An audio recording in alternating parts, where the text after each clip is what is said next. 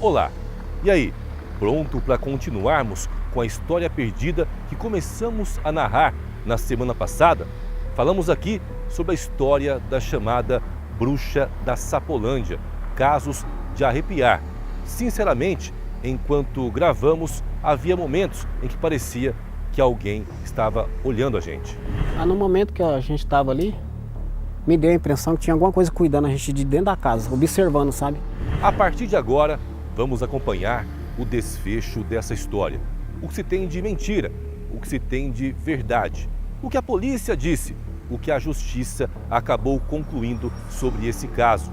A Bruxa da Sapolândia, parte 2, aqui no Histórias Perdidas.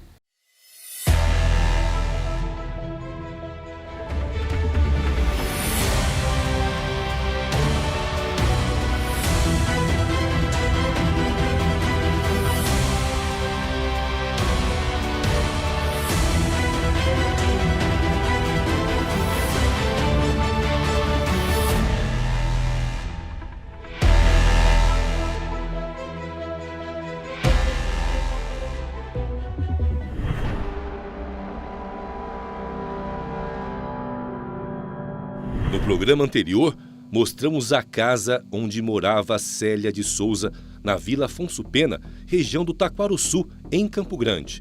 Era fim dos anos 60, mais precisamente, janeiro de 1969. Esta notícia do Correio do Estado mencionava: pai desesperado denuncia mulher, monstro que matou crianças. De fato, o caso foi rodeado de polêmicas, medo e mistério, talvez misticismo. No primeiro programa, mostramos o homem que mora no terreno ao lado, que nos contou histórias assustadoras do que presenciou no terreno. Choro de criança, às vezes vulto, né? Uma vez o rapaz ele tinha ido trabalhar, aí estava até garoando, né? Aí eu vi uma mulher sentada bem aqui. Tinha um toco antigamente ali, eu estava ali esquentando a comida, que eu uso muito fogão a lenha, sabe? Eu não uso muito fogão a gás. Aí eu vi uma mulher sentada aqui com uma boneca boneca negrinha na mão, sabe? E eu pensei que era a namorada dele. Eu falei: o que você tá fazendo aí? O Lécio, ele tá trabalhando. Como que você entrou? E ela não falava nada. Aí quando eu se aproximei dela, ela sumiu. Antigamente tinha um pé de limão bem perto onde você tá aí. Aí eu peguei, cheguei perto do limão, ela desapareceu. Ela apareceu bem perto desse toco ali. Aí eu perguntei pra ela de novo, que ela, tipo, ela soltou a boneca no chão e ficou cavando, como se ela estivesse procurando alguma coisa. Aí nisso ela desapareceu. Ela desapareceu, eu levei tipo assim, a pessoa me empurrou, sabe, aquele soco em mim, né? Eu quase caí para trás. E depois o pé de limão acabou morrendo, sabe? E mais, em alguns momentos, os cachorros que viviam na casa não entravam no terreno de jeito algum. Antigamente tinha muito cachorro aqui, quando o rapaz era vivo, os cachorros, quando as coisas pesadas aconteciam aqui, os cachorros ficavam tudo na rua. Não entrava para casa, né? Os cachorros não entravam na casa? Não entravam, ficava lá fora, lá, só indo para casa, não entrava. E aí surgem algumas dúvidas, alguns questionamentos. O que há de concreto nesse caso? Quantas vítimas? As crianças realmente foram mortas em rituais de magia negra? Nossa equipe teve acesso ao processo judicial e ao inquérito policial da investigação. Primeiro, vamos falar do inquérito, que é de 10 de janeiro de 1969. Pelo documento, ainda no calor das prisões, quem fez a denúncia foi José Fernandes, conhecido de Célia. A denúncia foi contra Célia, o marido João Luiz e Bertolino Larson, pai de algumas das crianças que viviam no local, inclusive pai de Jesus, primeiro que teve o corpo enterrado. Esta portaria indica que Célia foi indiciada pela prática de saravá, seguido de maus tratos e espancamentos, que causaram a morte de 4 menores. Na sequência, o documento narra que 2 sepulturas foram encontradas com os restos mortais de Jesus Aparecido Larson e Dirce da Silva. Já a terceira, que seria a bebê Catarina, nunca foi encontrada. Já o corpo de uma 4ª criança não foi enterrado nos fundos da casa de Célia. A mãe, ao saber da morte, procurou fazer o enterro no cemitério Santo Amaro. Era a primeira vítima, Renato Pereira, fato acontecido em 1967. No depoimento de Bertolino, pai de uma das crianças mortas e de outras que viviam com Célia, ele afirma sobre a sequência de mortes. Renato faleceu em janeiro de 1967. 4 meses depois, Catarina, de apenas 2 meses de vida, todos na Vila Anaí. Em agosto de 1968, morreu Jesus, já na casa que até hoje é conhecida como a Casa da Bruxa. Em outubro do mesmo ano, faleceu Dircinha Pereira da Silva, também filha de Joaquim, aos 7 anos. Os outros 2 filhos de Joaquim, Adilson e Neuzinha, foram resgatados. Poderiam ser essas crianças outras vítimas? Não se sabe. O fato é que foram resgatadas em situação precária. Este trecho do inquérito aponta: a autoridade apreendeu os menores Adilson e Neuzinha da Silva, cujos estados de saúde eram deploráveis, os conduzindo à Santa Casa, onde foram internados devido aos maus tratos e espancamentos recebidos. Bem, o que se tem até agora são 4 vítimas no total. Um bebê que até hoje não teve os restos encontrados e mais 3 crianças, 2 das quais foram enterradas nos fundos da casa da chamada bruxa. Mas crianças vítimas do quê? O que de fato houve? Houve um ritual?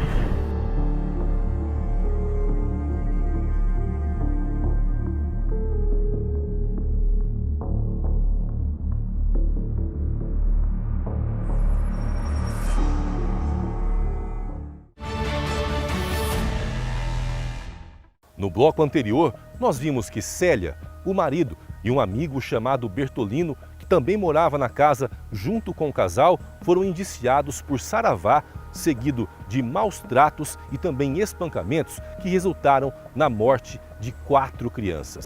E a partir de agora, nossa equipe vai mergulhar no inquérito policial e também no processo da justiça. Afinal, a chamada bruxa da Sapolândia foi condenada? Com as denúncias, a mulher era apontada como praticante de ocultismo, erroneamente chamado de saravá à época. Era uma espécie de curandeira. Pessoas levavam crianças doentes para trabalhos ditos espíritas, mas houve mortes. Até agora, entendemos que o inquérito apontou 4 vítimas, todas menores de 7 anos. No inquérito, o denunciante apontou: Célia e o esposo ficavam completamente nus no interior da residência, onde tomavam banho, que era dado pelos filhos de Bertolino. E de vez em quando, João saía correndo atrás de Joaquim, este pai de crianças que viviam lá, e mijava nele. O documento segue: a comida servida por Célia aos moradores da casa e todas as crianças era folha de cenoura misturada com milho, feijão carunchado, sem tempero, como se estivesse tratando de porcos. E quando matava galinhas, fazia com que eles comessem apenas as penas e as tripas. Já no depoimento de Célia, ela dizia que dava alimentação adequada aos menores. Bertolino ainda mencionava que Célia o espancava quando estava dominada devido ao saravá. No dia 24 de janeiro de 1969, foi expedido o ofício com os mandados de prisão dos acusados.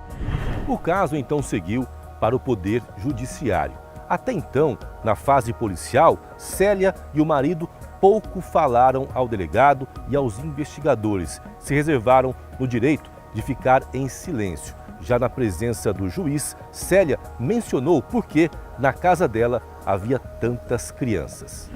Pelo depoimento, Célia, de 43 anos, mencionou que recebeu famílias e crianças em casa para cuidar dos filhos de Bertolino e que não fazia mais tratamento espírita, pois havia abandonado há 4 anos.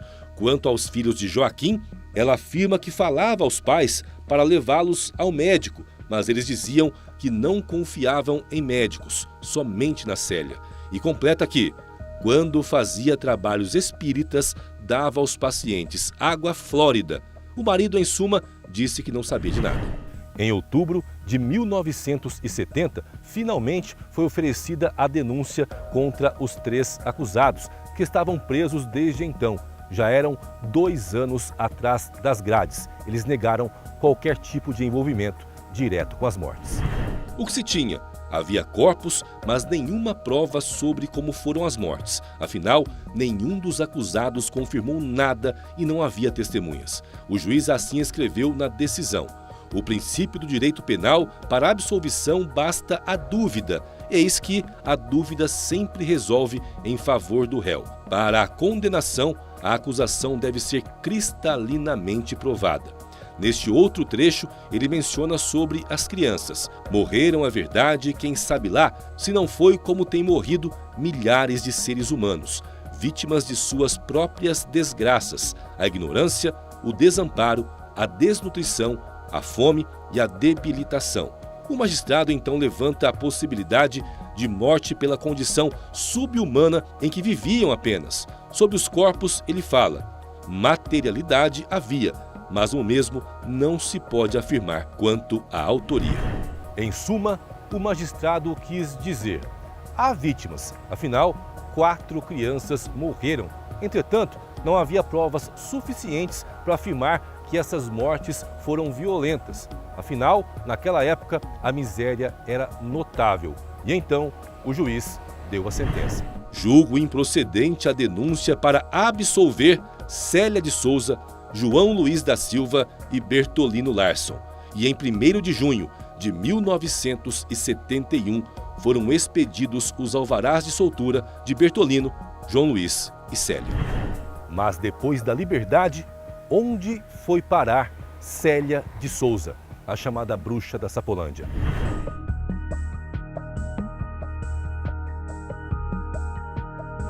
Ninguém até hoje, ninguém sabe o paradeiro, onde ela foi, se ela está viva, se ela está morta, ninguém sabe onde ela está enterrada. Eu acho que essa mulher foi enterrada aqui. Nós acompanhamos hoje a história da bruxa da Sapolândia, caso com fatos que começaram em 1967 e terminaram em junho de 1971, quando todos os acusados foram inocentados. E fica uma grande pergunta: qual seria o paradeiro de Célia de Souza? Há muitas teorias sobre o paradeiro dela.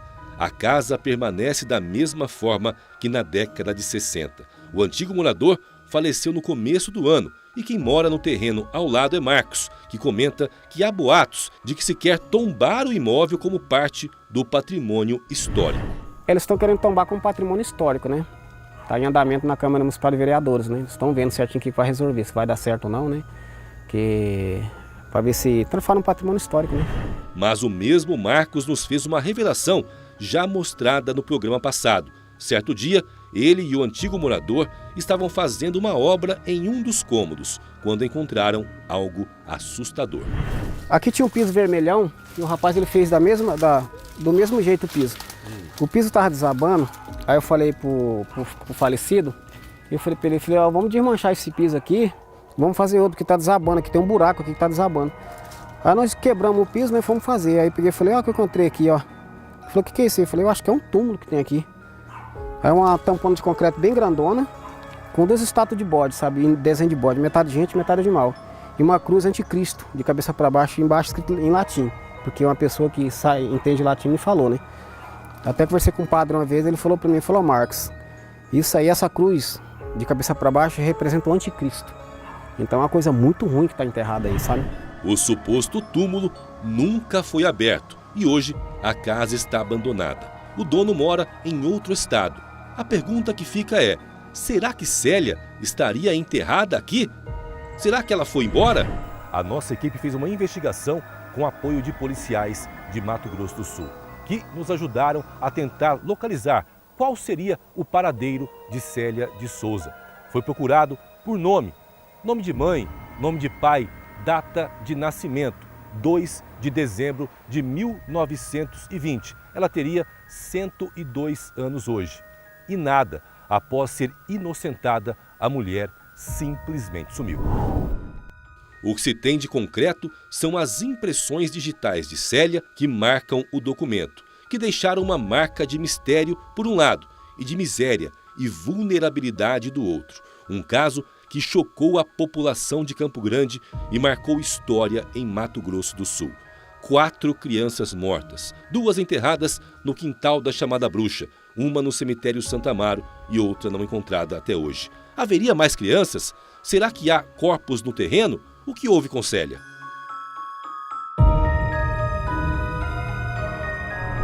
Questões que não podemos responder, mas que marcam uma história cercada de sofrimento e mistério.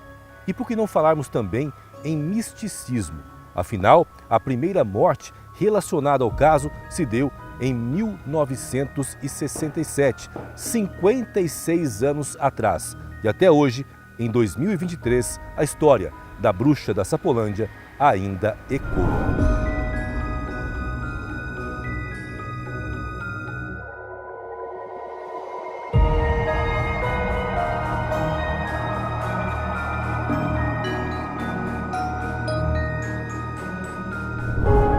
E aí, gostou da nossa história perdida de hoje?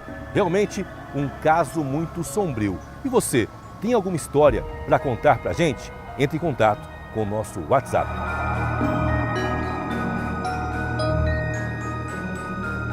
Afinal, o mundo gira e em cada volta há sempre uma história perdida a ser contada. Até a semana que vem. Valeu!